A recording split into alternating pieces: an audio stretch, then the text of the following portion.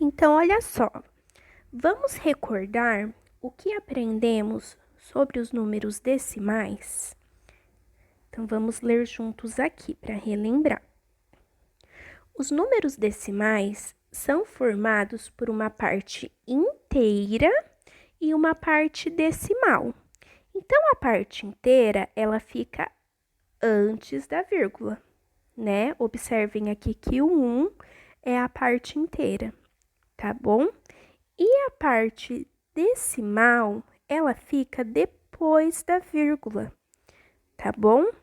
Crianças, onde nós encontramos números decimais no nosso dia a dia? Posso citar para vocês o dinheiro, né? Por exemplo, se eu tiver R$ 5,37, R$ 5 é um número inteiro e 37 centavos é a minha parte fracionária, é a minha parte decimal, tá bom? Vamos continuar aqui então. Então, olha só, essa explicação que eu trouxe para vocês fala assim: os números decimais são aqueles que possuem uma parte inteira e outra fracionária, separadas por uma vírgula, chamada de vírgula decimal, onde a parte inteira fica à esquerda da vírgula, enquanto a parte fracionária fica à direita. Então, como nós já estudamos, né? Nós já vimos, nós sabemos bem isso, os números têm valor posicional, ou seja, a casa que o número estiver ocupando, ele vai ter um valor. Então, por exemplo, vamos ver aqui os números inteiros, que são antes da vírgula. O 4 está na casa das unidades. Então, o 4 aqui vale 4 unidades, né? Depois, nós temos o 3, que está nas dezenas.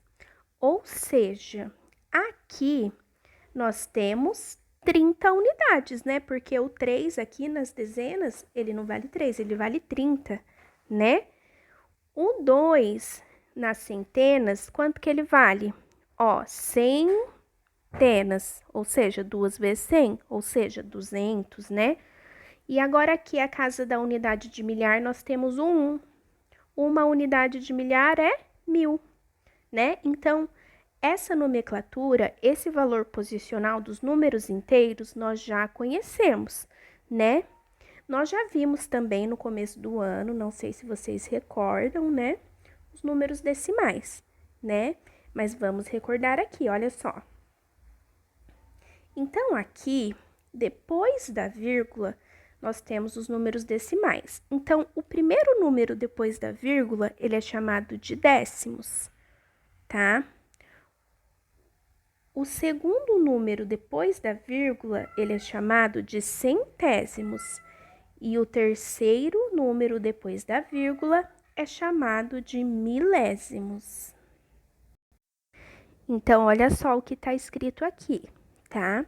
Para lermos corretamente um número decimal, temos que entender como são formados.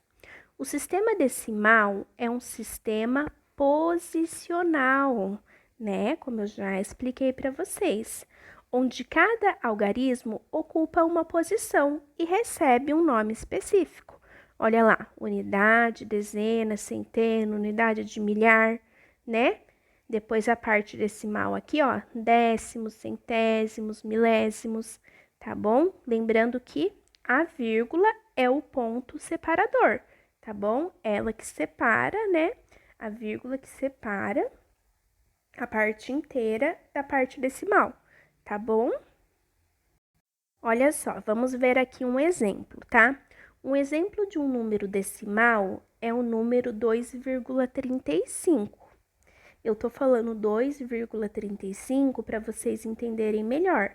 Porém, a leitura dele é 2 inteiros e 35 centésimos. Por que centésimos, professora? Ué, já não falei para vocês que o primeiro número é décimo depois da vírgula.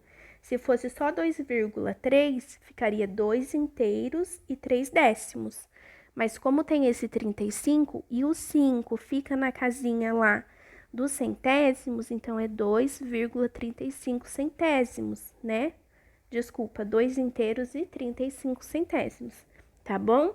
Então, a parte inteira, à esquerda da vírgula, é o algarismo 2, né? Já a parte fracionária fica à direita da vírgula. E podemos reescrever este número como? Então, vamos ver. Olha só, 2 inteiros e 35 centésimos. 2 inteiros mais 3 décimos mais 5 centésimos. Ou aqui, né? Aqui nós transformamos em fração, né? Agora aqui em números decimais. 2 inteiros mais 3 décimos mais 5 centésimos. Tá legal? Então, o número 2 representa a parte inteira e o 0,35 representa a parte decimal, tá bom? Olha só, crianças, eu trouxe aqui para vocês um quadro que mostra a nomenclatura dos números, tá bom? O valor posicional. Então, a parte inteira nós já conhecemos, né? Unidade, dezena, centena, unidade de milhar, dezena de milhar, centena de milhar e assim vai. Olha só, agora aqui tem a nomenclatura, os nomes, né, da parte fracionária. O primeiro número depois da vírgula, décimo. O segundo, centésimo. O terceiro, milésimo.